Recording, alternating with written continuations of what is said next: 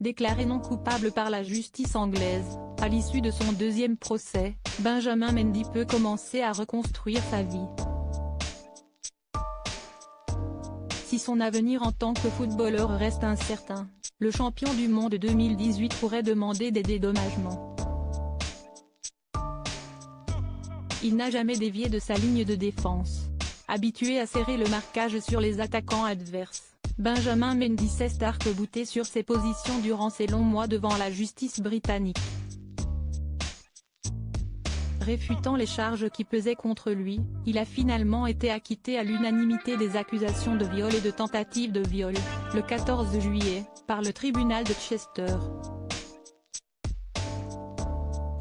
À l'issue du verdict, l'ex-international français a laissé échapper quelques larmes dans le box des accusés, avant de laisser l'une de ses avocates s'exprimer à son nom. Benjamin Mendy souhaite remercier les membres du jury de s'être concentrés sur les preuves dans ce procès, plutôt que sur les rumeurs et les insinuations qui ont suivi cette affaire depuis le début, déclarait-elle, rapportant que son client demandait à présent à ce que son intimité soit respectée afin qu'il puisse commencer à reconstruire sa vie. Benjamin Mendy réclamera-t-il des dommages et intérêts? Cette partie-là n'est pas gagnée d'avance. Cette double victoire judiciaire n'effaçant pas les 2 ans d'une affaire qui aura sali son nom.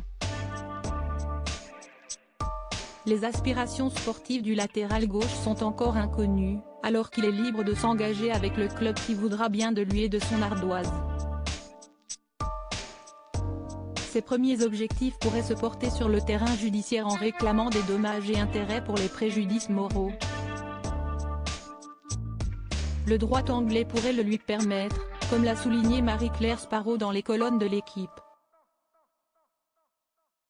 Il pourrait obtenir le remboursement d'une partie de ses frais, dans la limite légale, explique cette avocate basée à Londres.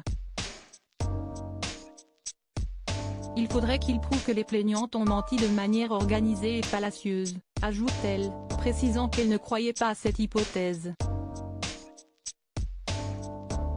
Un appel par l'une des plaignantes relevant également du domaine du peu probable, l'ancien coéquipier de Paul Pogba va pouvoir se concentrer sur sa réhabilitation.